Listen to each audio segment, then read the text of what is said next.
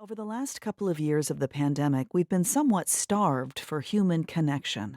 But photographer Diane Conn wants to remind us just how powerful human touch really is. Her latest book is titled Holding Hands, and Diane joins us now. Welcome to the program. It's really great to be here. Thank you so much.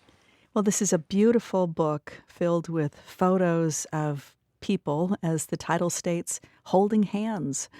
How would you describe the power of this simple gesture? I discovered that it's incredibly powerful both to be the person holding hands and to look at people holding hands. And I discovered over looking at images of people holding hands makes me feel better. The heart rate slows down. Oxytocin, that feel-good hormone, increases. People feel more connected. They feel safer. Depression can lift slightly. All of those things together make for a very powerful connection. Well, you have more than 11,000 photos of people holding hands from all over, of all ages and backgrounds. There are photos of lovers, friends. It's such a beautiful, diverse display of something so universal. I'm curious what stories you wanted to tell in these photographs. I wanted to tell a story, and this story is about holding hands over the whole course of life, from the grasp reflex of infants, which we all know about, all the way through to the end of life. The last thing we do is hold somebody's hand as we leave. Something I noticed about every one of these photos is that you take them from behind. We don't see the faces of the people holding hands. Why not? Well, I tried to take a couple of photos from the front, but I found I barely noticed that people were holding hands and they saw me. So I very much wanted to have spontaneous photos that literally this is who people are when nobody's around or they think nobody's seeing them. And from the back, basically all you see is they're holding hands.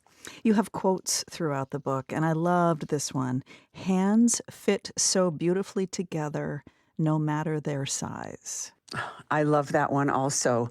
Over half the quotes in the book are from friends. They're not formal, famous quotes. And you write about the many reasons people hold hands for safety, guidance, connection, direction, necessity, calming, fun.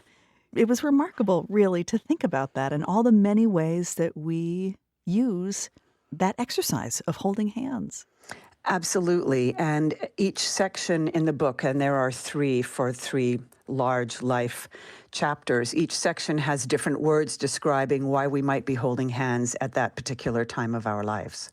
A portion of the proceeds for this book will go to the Hope for Depression Research Foundation. And I know you've had your own experience with depression, which started when you were young and lost your mother to suicide. Tell us about how that changed your understanding of connection. I remember very vividly holding my mother's hand as a young girl and even as a teenager. And I was so impacted by her suicide. I had no idea this could happen. I didn't know anything about depression. And in those days, nobody talked about it. And it took me years to begin to understand how deep her depression must have been because she was so high functioning that nobody knew.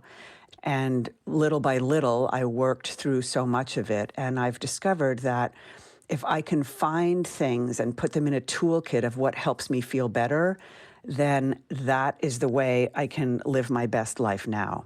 And then I imagine that this project, capturing human connection, has been in many ways very healing for you.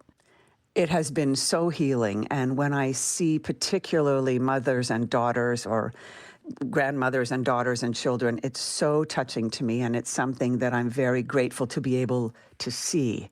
You write that this book is meant to be experienced. And I can't help but think of how unfamiliar human connection can feel for so many people after this long period of isolation during the pandemic. What do you want people to experience with this book? I would love people to take time to sit with the book and notice how they feel when they're looking through it. I couldn't believe it, but certainly these last few years, while everything else outside was so quiet, it was so healing for me to see all these pictures of connection and be reminded that connection is out in the world for us.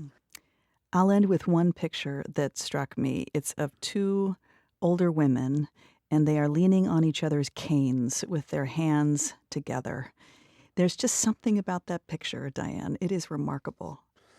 Thank you so much. It is my favorite picture in the book, and I wonder if they've known each other long, if they're related, if they're living together, if they are coming from the store and helping each other.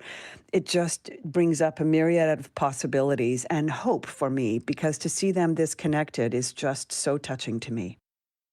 Diane Conn is a photographer, and her latest book is titled Holding Hands. You can check out some of the photos at hereandnow.org. Diane, you made our day. Thanks so much. Thank you so much.